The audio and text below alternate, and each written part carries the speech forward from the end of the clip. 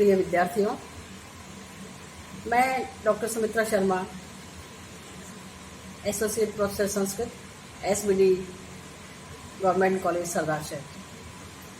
हमने पिछले व्याख्यान में अभिज्ञान शाकुंतलम पढ़ते हुए प्रथम अंक की प्रस्तावना तक हम लोगों ने अध्ययन किया था। अब आज उसके आगे हम पढ़ेंगे। प्रस्तावना से आगे अभिज्ञान शाकुंतलम प्रथम अंक में आता है, ततः प्रविशति मृगानुसारी सशर चाप हस्तो राजा रथेन सूतश्च। तब धनुष और बाण हाथ में लिया हुआ राजा सारथी के साथ में प्रवेश करता है, रथ में बैठे हुए हैं। सारथी कहता है राजा को और मृग को देख करके, मृग हरिण, राजा को और हरिण को देखकर कहता है, आयुष्मान कृष्ण सारे ददत चक्षुष त्वयि चारिज्य कामुके मृगानुसारिणम साक्षात पश्यामी व पिनाकिनम। कि हे आयुष्मान राजन, इस कृष्णसार मृग के ऊपर दृष्टि डालता हुआ और अधिजय कारमुख प्रत्यंचा चढ़ाए हुए धनुष वाले आप पर दृष्टि डालता हुआ मैं मृग का अनुसरण करने वाले साक्षात पिनाकी की तरह से आपको देख रहा हूं। पिनाकी शिवजी, भगवान शंकर। इसमें एक पौराणिक आख्यान आता है कि पार्वती पिछले जन्म में सती थी, उनका नाम सती था और वे भगवान शंकर की पत्नी थी। तो उनके पिता दक्ष प्रजापति ने एक बहुत बड़े यज्ञ का आयोजन किया और उसमें सारे देवताओं इत्यादि को बुलाया था, लेकिन उसने जानबूझ करके भगवान शंकर का अपमान करने के लिए उनको आमंत्रित नहीं किया और उधर यज्ञ में भी उनकी आहुति वगैरह उनके नाम से नहीं दी। तो वहां पर उनका अपमान इस तरह से देख करके सती बहुत ही दुखी हुई और उन्होंने उसी यज्ञ में कूद करके अपने जान दे दी। शिवजी को गणों के द्वारा सूचना मिली कि इस प्रकार का कांड हुआ है। वे बड़े क्रोधित हुए और धनुष बाण हाथ में लेकर के और उस यज्ञ को विध्वंस करने के लिए वे दौड़ करके आए। यज्ञ को जब ये पता चला तो वह भी हरिण का वेश धारण करके और वो अपनी जान बचाने के लिए वो दौड़ा। तो आगे तो वो हरिण दौड़ रहा है, यज्ञ हरिण का रूप धारण किया हुआ, और इधर पीछे पीछे भगवान शंकर धनुष बाण हाथ में लिए उसके पीछे दौड़ रहे हैं। तो सारथी वो उपमा दे रहा है कि मैं उस तरीके से आपको देखता हूं। राजा कहता है, सूत दूरम मुना सारंगेण वयम आकृष्टः। इस सारंग माने हरिण के द्वारा हम बहुत दूर तक खींच लिए गए हैं, बहुत दूर तक ले आए गए हैं। अयम पुनरविदानीमपि, और यह तो अभी भी ग्रीवा भंगा विरामम मूरनुपतते चंदने बद्ध दृष्टि पश्चादेन प्रविष्टः शरपतन भयाद भूयसा पूर्वकायम दर्भै अधावलीडै श्रम विवृत मुख भ्रंशिभिः कीर्णवर्त्मा पश्चोदग्र प्लुतत्वात् वियति बहुतरम स्तोकम उर्व्याम प्रयाति। अर्थात ग्रीवा भंगा विरामम, गर्दन को अविरामम माने मनोहरता पूर्वक बार बार मोड़ता हुआ। क्यों मोड़ रहा है?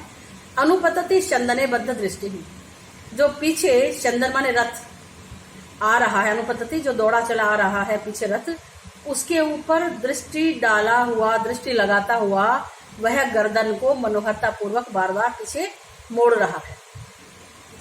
पश्चादेन प्रविष्ट शरपतन भयाद भूयसा पूर्व कायम, और शरपतन भयाद बाण लगने के भय से कि कहीं पीछे से रथ में से छूटा हुआ बाण आकर के मुझे न लग जाए, तो शर लग जाने के भय से वह पीछे के अपने आधे भाग से पूर्व कायम अपने शरीर के आगे के आधे भाग में भूयसा माने अत्यधिक प्रविष्ट होता हुआ सा। दर्भै अर्धावलीडै श्रम विवृत मुख भ्रंशिभिः कीर्णवर्त्मा, श्रम विवृत मुख भ्रंशिभिः, परिश्रम के कारण जो उसका मुख खुला हुआ है, किसका? हरिण का जो मुख खुला हुआ है, उसमें जो आधा चबाया हुआ कुश था वो गिरता हुआ, जिसने मार्ग को व्याप्त किया हुआ है। क्या तात्पर्य हुआ कि जब रथ वहां पर आश्रम में प्रविष्ट होता है तो जो हरिण अपनी अपनी स्वाभाविक क्रीड़ाओं में व्यस्त थे, कुछ दर्भ खा रहे थे, तो खाते खातों ने जैसे ही देखा कि रथ आ रहा है, कुछ अलग सी चीज आ रही है आश्रम में, तो वो दौड़ने लगे दौड़ने लगे तो मुंह में उनके जो आधा चबाया हुआ कुश है उससे वो मार्ग जो है व्याप्त हो गया। रास्ते में हरिणों का जो जाने वाला जो मार्ग था उसमें वो कुश घास पड़ा हुआ है। पश्य उदग्र प्लुतत्वात् वियति बहुतरम स्तोकम उर्व्याम प्रयाति। पश्य, तुम देखो, राजा कहता है सारथी को कि देखो, उदग्र प्लुतत्वात् ऊंची ऊंची चौकड़ियां भरने के कारण, वियति बहुतरम यह आकाश में अधिक, और स्तोकम उर्व्याम प्रयाति, उर्व्याम पृथ्वी पर, स्तोकम माने थोड़ा, यह प्रयाति माने दौड़ रहा है। कैसे कि इतनी तेजी से वह दौड़ रहा है कि आपने कभी देखा हो हरिण को तेजी से दौड़ते हुए, तो नीचे थोड़े से पैर टिकाए फिर वो दौड़ता है, फिर पैर टिकाए फिर वो दौड़ता है। तो यूं लग रहा है जैसे कि आकाश में अधिक और जमीन पर वो कम पैर रख रहा है। इस श्लोक में घोड़े की,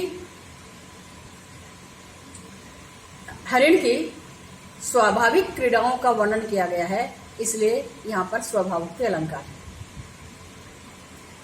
आगे चलते हैं। तदेश कथम अनुपतता एवं में प्रत्यक्ष प्रयत्न प्रेक्षण यह संवृत्त है।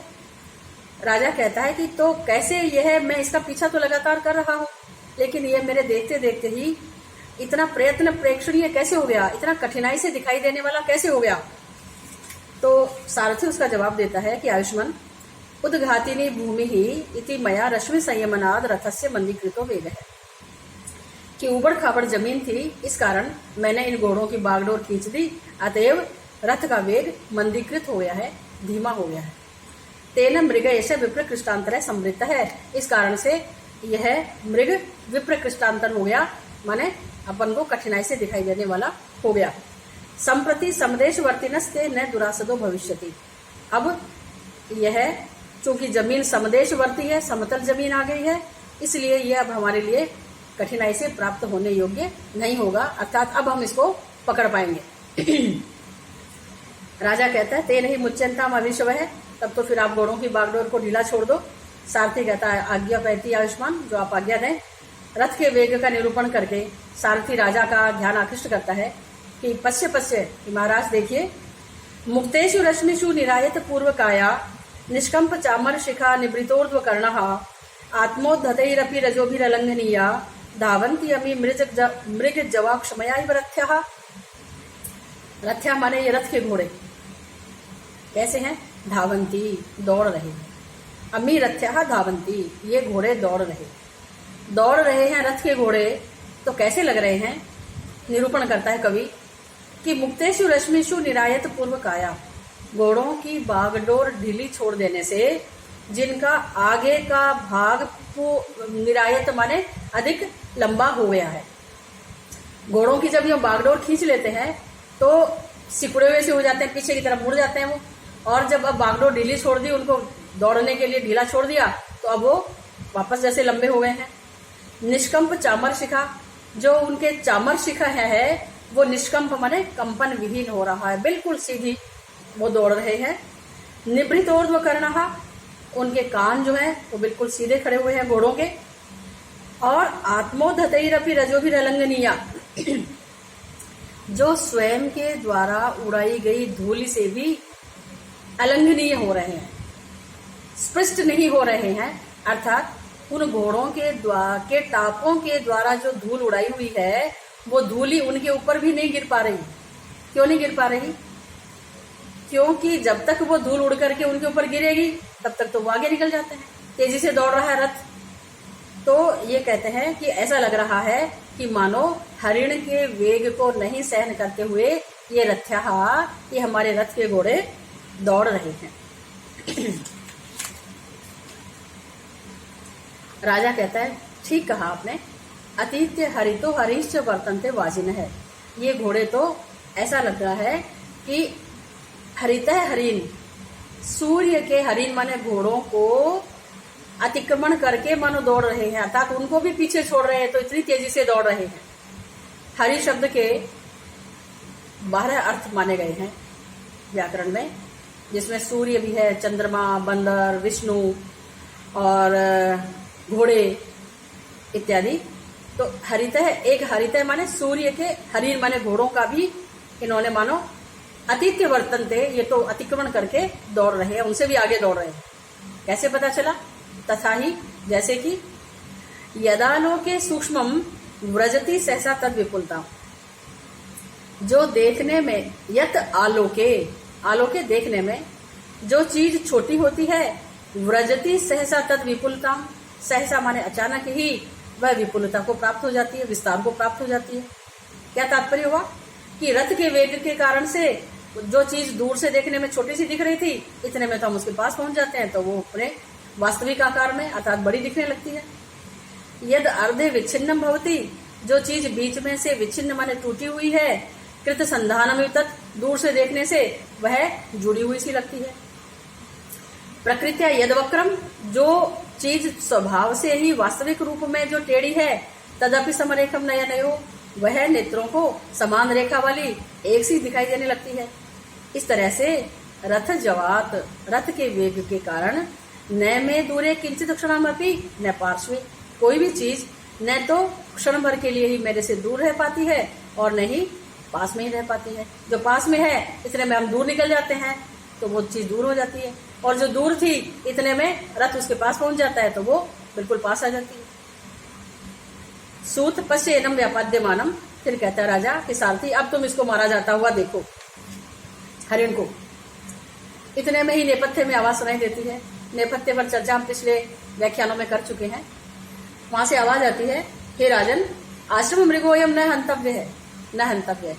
हे महाराज, ये आश्रम का मृग है, इसलिए आपको इसको मारना नहीं चाहिए। सारथी सुन करके और देख करके कहता है, आयुष्मान, ये बाण पथवर्ती न है कृष्ण सारस्य अंतरे, ये बाण के और आपके बाण पातवर्ती न है, बाण डालने वाले आपके और कृष्णसार मृग के बीच में तपस्वी लोग आ गए हैं। माने इधर से आप बाण छोड़ते और उधर हरिण के लगता, लेकिन इनके बीच में क्या आ गया? इनके बीच में ये तपस्वी लोग उपस्थित हो गए हैं। राजा शीघ्रता से कहता है, तब तो प्रगृहंतम वाजिन है, इन घोड़ों की बागडोर रोक लो जरा। सारथी रथ रोक करके कहता है, ठीक है। तथा ततः प्रविशति आत्मना स्थितियो वैखानस है, तब स्वयं से जो तीसरा है ऐसा वैखानस ब्रह्मचारी, आश्रम में रहने वाला एक ब्रह्मचारी आता है मंच पर, जो स्वयं से तीसरा है, माने उसके साथ में दो लोग और हैं। हाथ ऊपर उठा करके वह कहता है, राजन, आश्रम मृगोयम न हंतव्य है। ये राजन, ये आश्रम का मृग है, कोई जंगल में विचरने वाला नहीं है,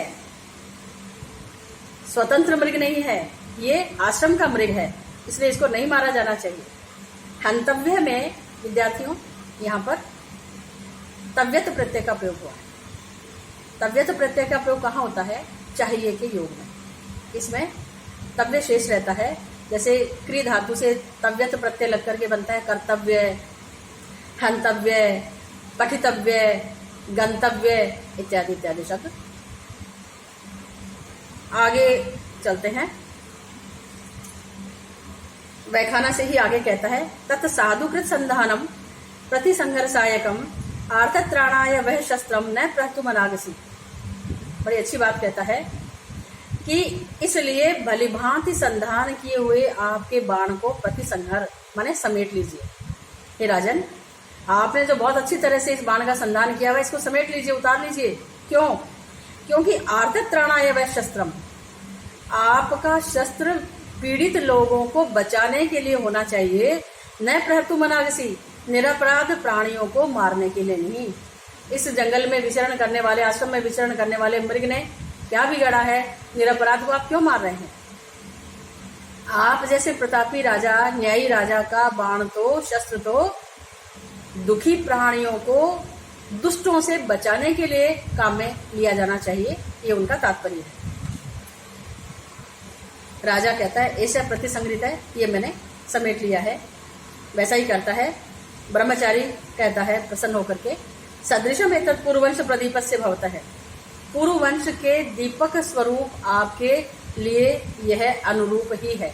अर्थात जिस श्रेष्ठ पूर्ववंश में आपने जन्म लिया है, आपने जो मैंने आपसे निवेदन किया और उस अनुरोध को आपने माना, ये आपके अनुरूप ही है। क्यों? जन्म यस्य पूर्ववंश युक्त रूपम इदम तवे, पुत्रम एवं गुणोपेतम चक्रवर्ती नाम अवाप्नुहि। जिस पूर्ववंश में आपने जन्म लिया है, युक्त रूपम इदम, तब माने आपके लिए यह अनुरूप ही है। और आगे के लिए वह आशीर्वाद देता है कि पुत्रम एवं गुणोपेतम, इसी प्रकार के गुणों से युक्त आप चक्रवर्तीनम पुत्रम आपनुहि, चक्रवर्ती पुत्र को प्राप्त करेंगे। तो पीछे वाले पहले वंश का उन्होंने वर्णन किया, अच्छा बताया, राजा का सम्मान किया कि आपने हमारा कहना माना, अनुरोध स्वीकार किया, ये आपके अनुरूप है और आगे भी ये परंपरा चलती रहे इसी प्रकार, तो आप चक्रवर्ती इन्हीं गुणों से युक्त पुत्र को प्राप्त करेंगे। ये राजा को आशीर्वाद भी मिला। और दूसरे जो ब्रह्मचारी थे दोनों ऊपर हाथ उठाकर कहते हैं सर्वथा चक्रवर्तीनम पुत्रम आपनुहि, आप निश्चित रूप से चक्रवर्ती पुत्र को प्राप्त करेंगे। राजा प्रणाम पूर्वक कहता है प्रतिगृहीतम, मैंने आपका यह आशीर्वाद स्वीकार किया। वैखानस ब्रह्मचारी कहता है राजन समिधा आहरणाय प्रस्थिता वयम, हम सब हैं ब्रह्मचारी लोग, हम तो समिधा लाने के लिए जा रहे हैं। ऐसे खलु कण्वस्य कुलपते अनुमालिनी तीरम आश्रमो दृश्यते, यह कुलपति कण्व का अनुमालिनी तीरम, मालिनी नदी के किनारे पर आश्रम आपको दिखाई दे रहा है। न चैतन्य कार्यातिपात है, यदि आपको किसी और कार्य का अतिक्रमण नहीं हो रहा हो, किसी और कार्य में आपको विघ्न बाधा नहीं आ रही हो, तो प्रतिगृह्यताम आतिथेय सत्कार है, तो प्रवेश करके आप आतिथेय सत्कार है, प्रतिगृह्यताम अतिथि सत्कार को आप स्वीकार करें। किसी और कार्य में विलंब नहीं हो रहा हो तो आप इस कुलपति कण्व के आश्रम में पधारे और वहां का आतिथ्य स्वीकार करें। और हम कहाँ जा रहे हैं? हम लोग तो समिधा लाने के लिए जा रहे हैं। समिधा किसे कहते हैं विद्यार्थियों? समिधा का तात्पर्य होता है जो यज्ञ में काम आने वाला ईंधन होता है, लकड़ियां होती हैं वो। इसके लिए भी हमारे शास्त्रों में बड़ा वर्णन मिलता है कि हर किसी चीज को हम यज्ञ में ला करके और स्वाहा नहीं डाल सकते। बहुत सारे पेड़ों के बारे में निषेध प्राप्त होता है और श्रेष्ठ जो समिधा मानी जाती है वो शमी वृक्ष के जो सूखे हुए जो उसका तने के ऊपर लगा हुआ, जिसे राजस्थानी भाषा में तो छोड़ा बोलते हैं, तो सूखे हुए तने के जो भाग होते हैं उनको निकाल करके ले आते हैं, या सूखी हुई टहनियां जो नीचे जमीन पर पड़ी हुई होती हैं, अन्य प्रकार के भी जो ईंधन के रूप में जिनको काम में ले सकते हैं, जिनसे धुआं इत्यादि नहीं हो, इस प्रकार की लकड़ियों को चुन करके लाने का विधान ब्रह्मचारियों के लिए निर्धारित किया हुआ था। उनको ला करके यदि वे सीली हैं, उनमें सीलन भरा हुआ है, गीली है, तो उनको सुखा दिया जाता था और सूखने पर उनको यज्ञ में काम में लेते थे। अन्यथा सूखी हुई जो स्वयं टूट करके पड़ी हुई लकड़ियां इत्यादि है और किन किन वृक्षों की लानी है, ये लाने के लिए विद्यार्थियों को समझाया जाता था, निर्देशित किया जाता था। वो ये लाएंगे और यदि तो गीली हैं तो उनको सूखने के लिए रखेंगे, सूखी हुई हैं तो उनको यज्ञ में काम में लेंगे गुरुदेव, और साथ में यज्ञ इत्यादि ये भी करेंगे। तो इसे कहते हैं समिधा, कुछ निर्धारित वृक्षों की छाल या सूखी टहनी। तो वो तो हम लोग लाने के लिए जा रहे हैं यज्ञ में काम में लेने के लिए, और आप आश्रम में पधारें। आज के लिए बस इतना ही, धन्यवाद।